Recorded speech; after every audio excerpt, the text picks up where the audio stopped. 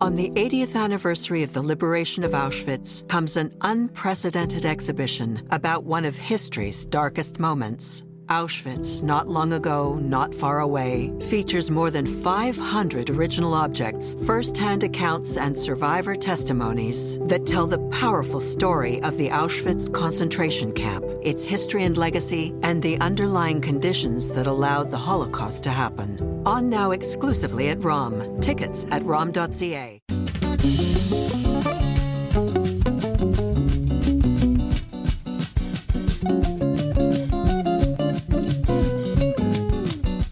The stench was something, it was something that you cannot understand. You can't. You're not there. You're in a house with clean, fresh air. You know what was going on there? It was something that, it's unbelievable. This was systematic killing of ordinary people. That's the voice of the late Jack Marcovitch speaking in a CBC News story from about 40 years ago. The former Second World War veteran telling the interviewer what he saw when he arrived at the Bergen-Belsen Nazi death camp in Germany in April 1945, after the overseers agreed to surrender peacefully to Allied troops. The son of Romanian Jewish immigrants, Private Marcovitch had just turned 22. He'd been in the Canadian Army for a couple of years, having quit his job as a plumber in Montreal to enlist in 1942. After landing in Europe and fighting his way through France, Marcovitch came across one Nazi death camp with a crematorium before he saw Belsen. That first camp is called Vught, and it's located in the southeastern part of the Netherlands. There he found storerooms full of Jewish religious artifacts left behind when the Nazis deported their victims to the death camps in Poland. Although Marcovitch couldn't take all the sacred objects with him, he asked permission to save a few, a prayer shawl and a prayer book, which he brought home with him after the war. Yet even that glimpse of the true fate of Europe's Jews couldn't have prepared him for what he would see at Bergen-Belsen half a year later. He never told his family the full details of what he experienced. The British Army rolled into the death camp on April 15, 1945, and found 10,000 unburied bodies and 50 or 60,000 starving, deathly sick survivors. His family believes Marcovitch was the stern-looking soldier who's shown in an iconic black-and-white British Army film clip holding a rifle pointed directly at the commandant of the camp, Josef Kramer, known as the Beast of Belsen, when Kramer was arrested for war crimes. It's not to show people what had happened, to show them that we shouldn't forget. I'm Ellen Besner, and this is what Jewish Canada sounds like for Tuesday, April the 15th, 2025. Welcome to the CJN Daily, a podcast of the Canadian Jewish News, and made possible in part thanks to the generous support of the Ira Gluskin and Maxine Granovsky-Gluskin Charitable Foundation.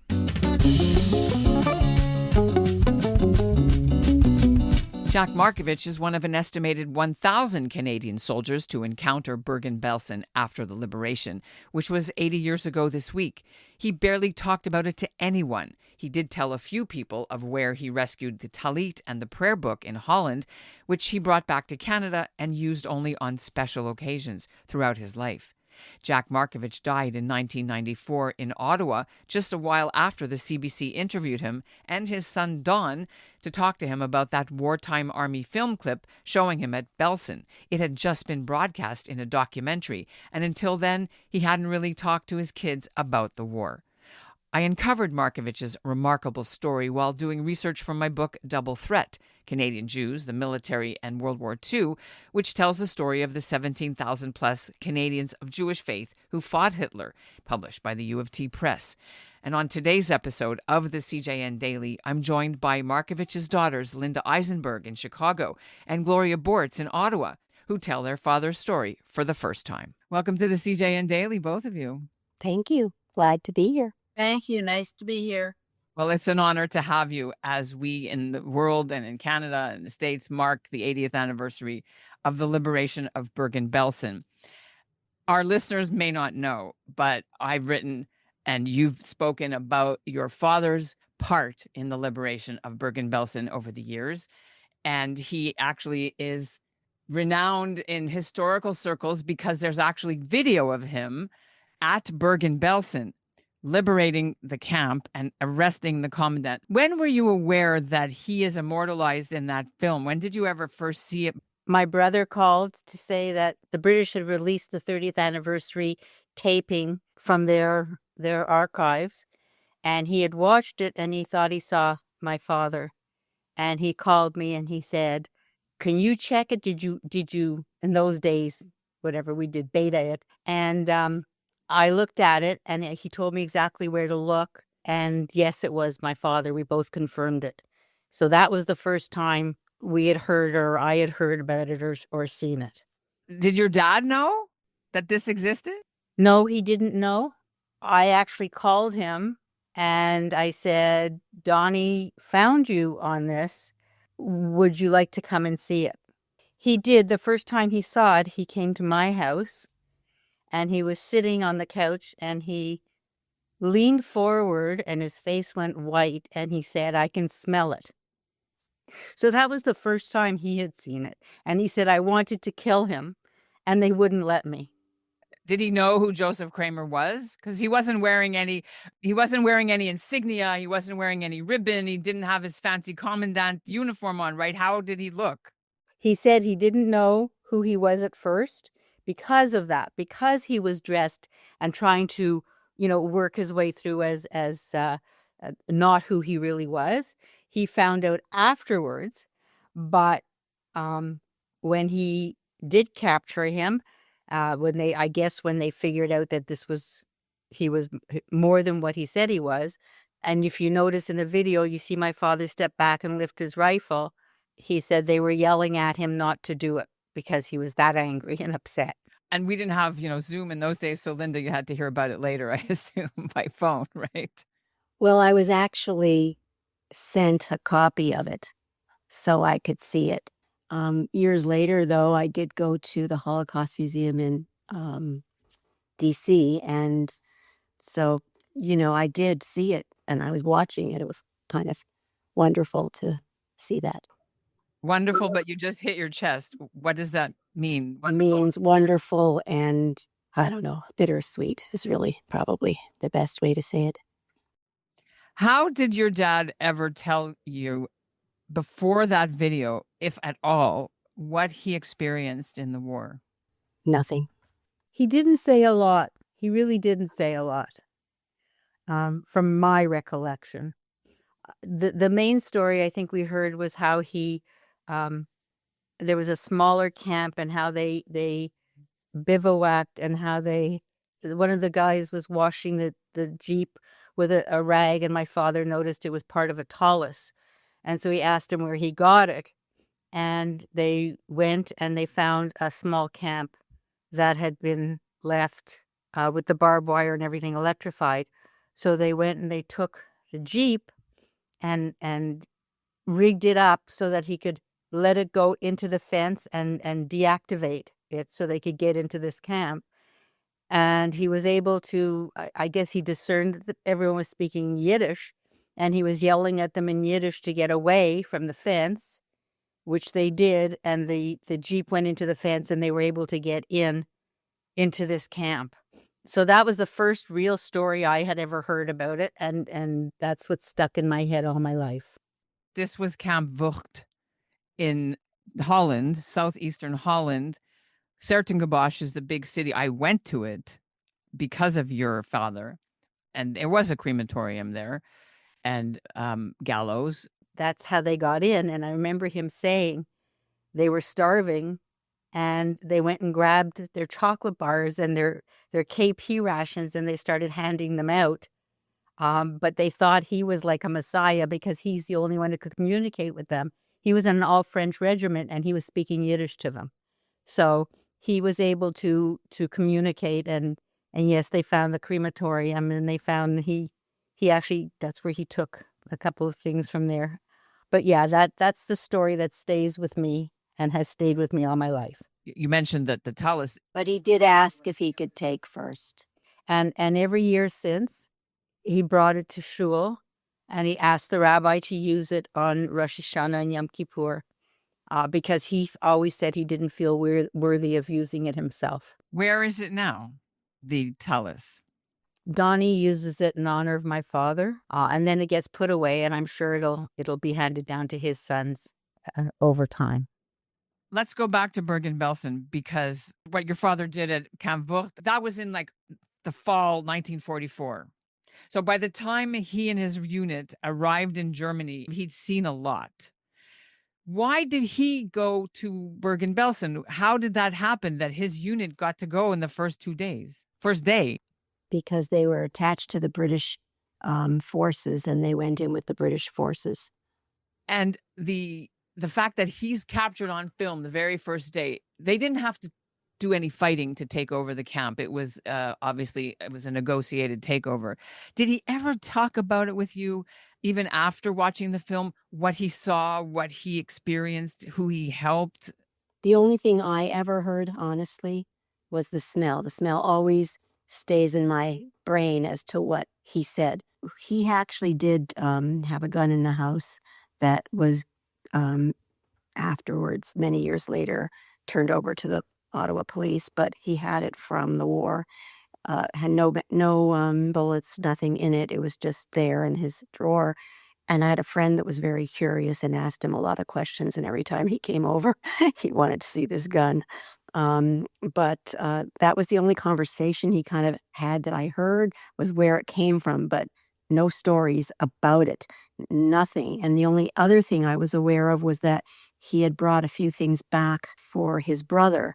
I think for Uncle Morty. He brought back a belt or a something. I can't remember, something from a German officer or something. And I'm not 100% sure what the items were, but I know those were donated to a museum in Florida. How did being one of the liberators and the capturer of the Beast of Belsen impact him as you guys knew him growing up? He never really talked about it. He really didn't after he saw the film.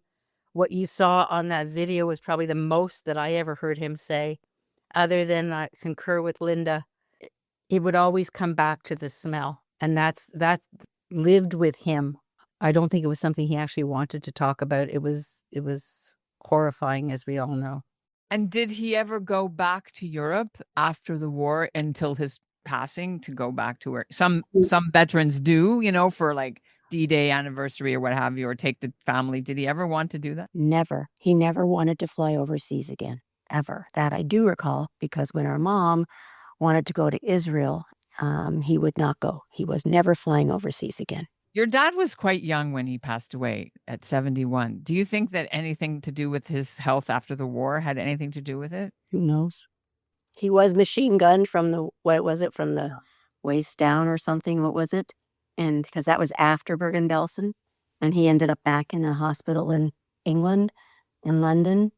Yeah, and he was given up for dead. Actually, that is a story I recall. He was given up for dead because, they walked by, they had too many people to deal with, so they kind of pushed, different gurneys to the side.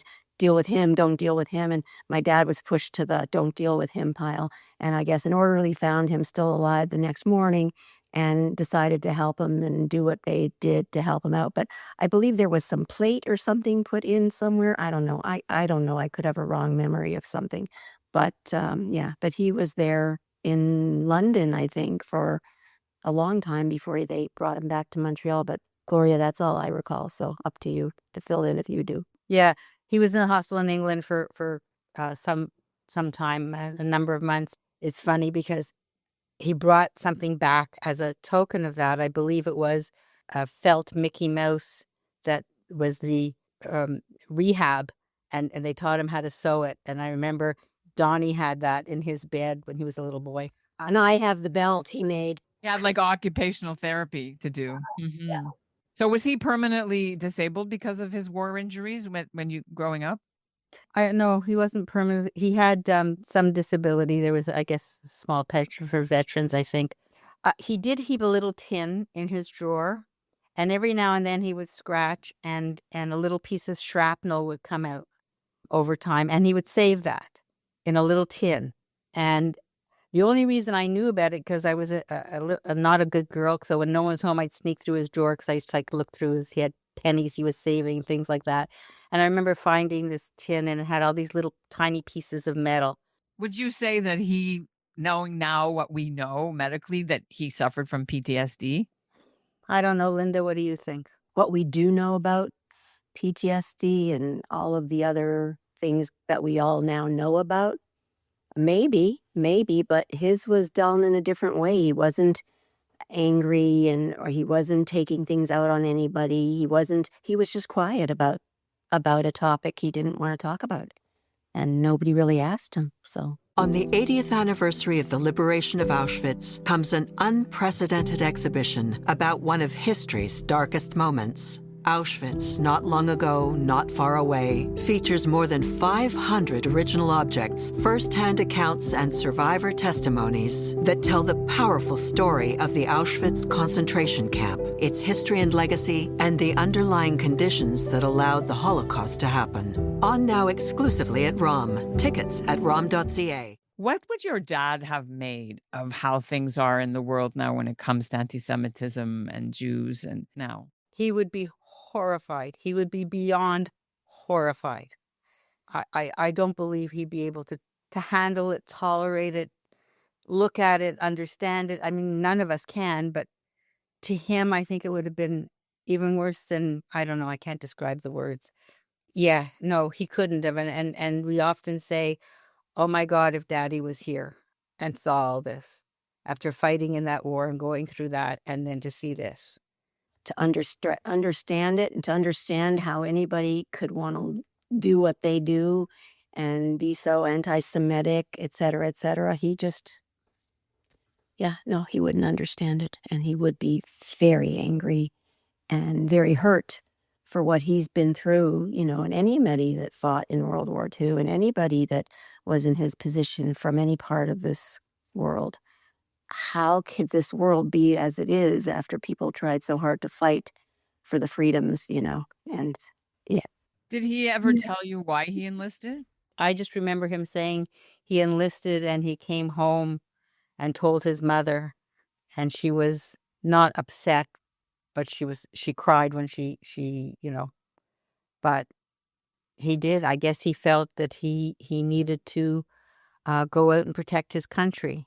And that's who he was. To see the anti-Semitism and what happened on October 7th, I don't know that he could cope with seeing that again.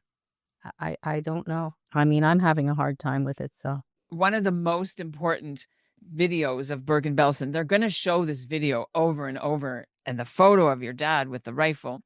When you see that now, it's the 80th anniversary, what do you want people to understand? Because this little Jewish Canadian guy was there. When I knew about all of this stuff, and I had not long after that gone to listen to a speaker at our synagogue, and they were talking about, sharing information and making sure it all gets out there. And that's when I reached out to the Holocaust Museum to make sure that footage was correct, because it wasn't correct originally. And they did correct it, and all of that was done. So I feel that it is really important that we do this. We keep this information out there because there aren't hardly any Holocaust survivors left. There aren't very many children of Holocaust survivors that are comfortable speaking about what they know and or what they don't know. And there aren't a lot of Jews, period, in my opinion, in this world who are strong enough in their beliefs and confident enough in their beliefs to allow themselves to exist as Jews and say that they are, because they're so afraid. And that is a very, very sad statement for all of us. Okay. And Gloria, seeing your father's picture at the 80th anniversary of this machine of death, what do you want people to know? I honestly don't know. I know that we were brought up, as Linda said, being Jewish is what we were taught to be. Our values, our morals, our everything came from Judaism, came from a Jewish home, a kosher home. My mother was very kosher. My father taught me how to eat a piece of bacon because he ate it in the war. He struggled actually in the war with eating at the beginning. Tell me more about that. No, when he went over and he went on the ship, they struggled with the purity of the food, and he struggled with being brought up not to eat the bacon and the ham and all of that, but there was no kosher food, and he needed to eat. So that was a demon that he always had to fight with at the beginning. In the end, it didn't matter to him in the sense that he had to survive, right? But he struggled with his Judaism in that area. I know we were brought up, like Linda said, strong Jewish kosher home. And we were very proud of being Jewish. And just recently I had something happen and someone was talking about Zionists, and I turned around. They didn't know I was Jewish, and I said, well, I'm a proud Jew and I'm a proud Zionist. And they just looked at me. Going back to your dad, and are you aware, did he follow the news that in December of 1945, Josef Kramer was sentenced to death and hung for his crimes as the Beast of Belsen? I don't know. But I mean, at the time, technology wasn't the same. Does he know? I don't know. Did he know? I don't know. Did he talk about it? No, I don't recall hearing it. And he never went to like veterans groups or the Legion or any parades or anything in Ottawa after he came home? He did. Every Remembrance Day, he put on his medals, etc., and he went up to Parliament Hill for the memorial, part of the Jewish veterans. Yeah, it's an important legacy, and your dad was a hero, and he never talked about it except in this video. So we're so lucky to have heard that from you guys. Yeah. I did put the video on YouTube because I felt it very important to be out there.